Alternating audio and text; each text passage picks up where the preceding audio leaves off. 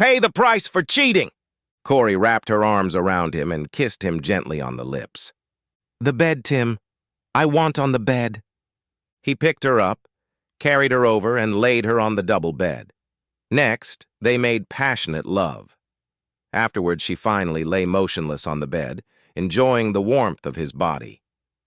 Tim asked as she began to dress, "When do we do it again?" "We won't. This is the only time." It was beautiful, and we both felt it. Clear as day. How can you say no to that? You're absolutely right. The sex was exceptional, and I'll remember it for the rest of my life, but I can't do it again. Why not? Why not? Because our meeting was as much your idea as mine, maybe even more so. Let's say I pursued you for 6 months. 6 months. You rejected me time and time again. But today was your idea. Today I didn't even try. All I did was say, "Good morning, Corey. You look nice today." And you said, "Then maybe you should make a reservation so we can have a very long lunch." I did that, and now I'm having the best sex of my life, and you say never again. Why? Because I love my husband, that's why. I don't get it, Corey. You love your husband, but you just spent 3 hours with me. If it didn't interfere with your love, why can't we do it again? I just needed what you gave me today. It will allow me to move on. I don't understand anything. Me neither, she thought, buttoning her blouse. Oh, she knew why she was with Tim, but she didn't understand how her life could have changed so much to need this. Corey met Talbot Kramer when he stopped by the office where she worked to visit her boss, who was an old friend of his. She was immediately drawn to him. His gruff appearance, confident mannerisms, and easy charm were captivating. She didn't even hesitate when he asked her to lunch. Lunch was followed by dinner, then a few more dates, and then one night when Talbot kissed her goodbye, she realized she'd found her soulmate and dragged him to her apartment. The first time was a fast and frantically intense coitus that both exhausted her physically and turned her on again. The second time was a little slower and more emotional, but the third time, oh God, yes, that third time was heaven, and from then on, Corey knew she belonged to Talbot. That God had smiled on her was obvious by the fact that Talbot felt the same way about her. 3 months later, they were living together, and by the end of the year, they were married. Thereafter, she never lost her desire to be with him, and at times she even felt like she was smothering him, suppressing him, and squeezing him too hard. But Talbot didn't seem to mind. In fact, looking back, he kind of took it for granted. Maybe if her eyes had been a little less keen, she would have noticed, and if she had, maybe things would have turned out differently. But Corey was deeply in love, content with her life, and knew she would live happily ever after. Corey woke up abruptly as she and Tal were approaching their 8th wedding anniversary. Tal was away on one of his many business trips and was going to leave on the day of their anniversary. He had packed his things the night before, and they were sitting by the door. Corey was making breakfast in the kitchen when she heard the shower rumble. She immediately went to her purse, pulled out the anniversary card and her present, and hurried to his suitcase. Corey opened it and put the card and gift in one of the side pockets, only to be surprised when Tal unpacked. Instead, it was she who was surprised. Corey stared at the contraceptives, and the blood froze in her veins. There could be no mistake. Talbot dated other women on his business trips. She and Tal had agreed long ago that she didn't want children, so she'd been on the pill and used a diaphragm as extra insurance. Throughout their marriage, she and Talbot had never once used protection. No, those contraceptives were for someone else. Corey put the suitcase back in its place, put the card and gift back in her purse, and went back to making breakfast. When Tal left, she poured herself another cup of coffee and then went outside to sit on the patio and watch the white clouds slowly drifting across the blue sky and cried. When the tears dried up, she looked around and tried to remember when she could have done something to turn Tal away from her, but nothing came to mind. Was it just on business trips, or did Tal cheat on her when he was home? He did work a lot of late nights and sometimes weekends, but was it real work? She didn't know, but she was going to find out. Corey was nervous, and understandably so. She wasn't a secretive person by nature, and everything was unnatural to her. But how else was she going to find out what she wanted? No, what she needed to know.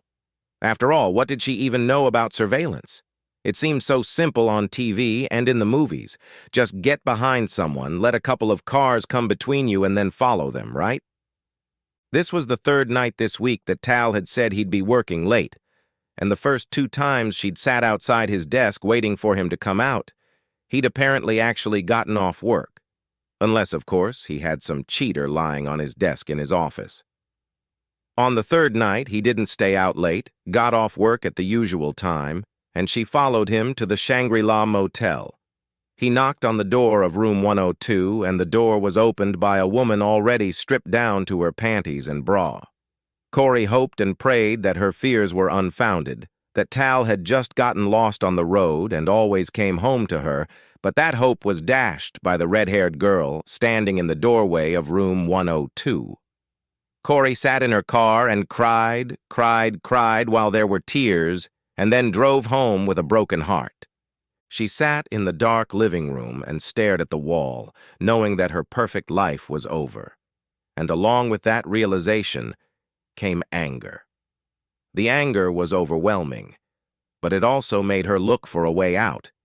She was angry at herself for even thinking it would be okay if he came home to her after cheating. Cheating is still cheating, and it doesn't mean a damn thing if he comes home to her. Who else is going to wash his dirty socks and underwear? What an asshole! She'd given him everything she could, and this vile asshole did this to her. Suddenly, she realized what she had to do. She walked into the office, picked up the phone, dialed a few numbers, and said, "Hi, Daddy. I need your help." She looked at a naked Tim sitting on the edge of the bed watching her dress. Her fingers hesitated buttoning her blouse, and she suddenly said, "Oh shit, it's just this one time. But why does it have to end right now?" Corey began to undress again. She crouched on the edge of the bed and smiled at Tim. "I'm sorry this is the last time, but I want it to be memorable for both of us. I want to give you something I've never given my husband, and I'm not going to give him." It was past midnight when she got home. Talbot was sitting on the living room couch, staring at the opposite wall. Without even looking at her, he said, "Where have you been? You didn't answer your cell phone." I turned my phone off. "Why would you do that?" "So it wouldn't bother me." "Is there something you want to tell me?" Yeah, sure. I guess you could say that coming home at this late hour was my way of cleaning up." "What are you talking about?" "Yes, of course, husband darling. I'll be sure to explain. I will, but you won't like it. I'll be right back with something, so don't go." When she came back, she had a large envelope in her hand. She sat down across from Tal, looked him straight in the eye, and said, "Talbot, you're a cheating asshole, and it's really stressing me out." He blushed and raised his hand to stop her, thinking through how to lie. "Save your breath, Talbot. I have all the proof I need. It's your own fault you got caught, Talbot. You should have kept your contraceptives somewhere else. I found them when I tried to hide the anniversary card in your suitcase before the last trip. You and I both know we don't use them, so I was wondering why you had them. How long has this been going on, Talbot?" "Well, it doesn't matter. As soon as I found them, I started wondering if you only cheated on me when you traveled or if you did it at home, too. I followed you one night when you said you were working late. Yes, I was across the street enjoying the sight of a half-naked redhead opening the door to room 102 and letting you in. So I hired a private investigator to follow you and find out what else you've been up to." "This is his report, Talbot, and it says you've been a very, very bad boy. Now it's your turn, Talbot. What do you say?" He stared at her in silence for a few seconds, then asked, "Now what?" "That's up to you, Talbot. First, listen to what I've already done. I've met with the lawyer, discussed a lot of things with him, and learned a lot. For example, did you know that no matter who the aggrieved party is, the first party to file for divorce is the active party until the court enters judgment? That means that regardless of who cheated who, if you had called an attorney in the morning and filed for divorce, you could have gotten a restraining order to keep me out of the house until I got an attorney and contested it. So I had to hire a lawyer who would work first. So that's what I did, Talbot. Let's call it a preemptive strike. The papers are ready, and if I don't call the lawyer by 8:30 tomorrow morning, he'll file the papers as soon as the court opens at 9. That means you'll be staying in a motel somewhere at this time tomorrow. You'll have to pay for the room with a credit card because this afternoon I cleaned out the savings and checking accounts, emptied the safe, and cashed 6 certificates of deposit. All that's left to decide is whether or not I'm going to call my lawyer in the morning. Well, what am I supposed to do? You're the one who brought us to this, Talbot. Didn't you ever think about what would happen if I found out? Why did you do it, Talbot? Have I not been a good wife? Have I not loved you enough? Have I not been good enough in bed? Why, Talbot? Tell me why? He lowered his head and was silent for a long time. And then he said, "It's not what you did or didn't do, Corey. It's about me, about what I'm like." "And what are you like?" "I'm weak, Corey. I'm weak and I'm tempted. I was never going to intentionally cheat on you, chase after other women, but I've never been able to say no to women who seduce me. I have no idea why women lash out at me, but they do, and when they do, I don't fight back. It has nothing to do with my love for you. You're the best thing that's ever happened to me, and it would kill me if I lost you. Please, Corey, give me a chance to prove to you that you're the only one I love." "It's not that easy, Talbot. You hurt me. You hurt me badly, and I want to punish you for it. Punishing you is exactly what I've been thinking about for the last 2 weeks, and I've finally decided to do it tonight. I made plans to meet you tonight. I didn't know if you wanted to stay in our marriage or not, but if you really want to stay, I'm ready to punish you, to make you pay the price for what you've done to me. There are 2 things you have to do, Talbot. Do that. Then I'll call the lawyer and tell him to tear up the papers and we'll forget about this and try to rebuild our marriage. If you don't, my lawyer will file the papers first thing in the morning." "What do you want me to do?" "First, pay my dad back the $2,800 I borrowed from him to pay the lawyer and the private investigator who has been following you. I need to hear from my dad no later than 8:15 that he got his money. How can I do that? You've cleared all the accounts, haven't you? I don't care how you do it, Talbot. Get cash advances on your credit cards if you have to, but make sure it's done by 8:15. What's the second thing? You need to know that I cheated on you, too. I spent 4 hours in a hotel room with one of the guys I work with.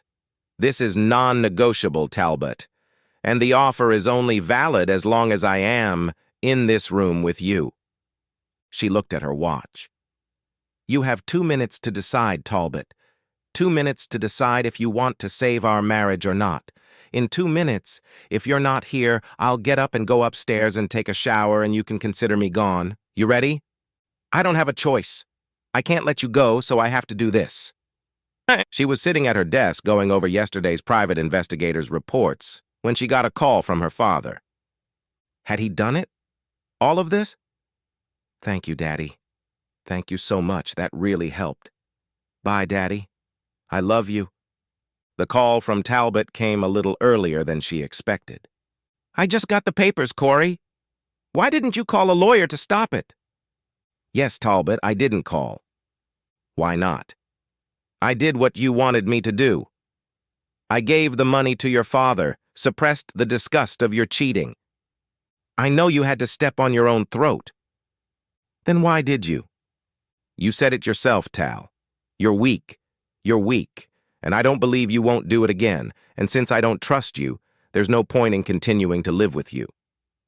"No, Corey." Hanging up the phone, she looked across the room at Tim sitting at the table as she wondered what their plans were now. "The end! Subscribe to my channel." "Thank you."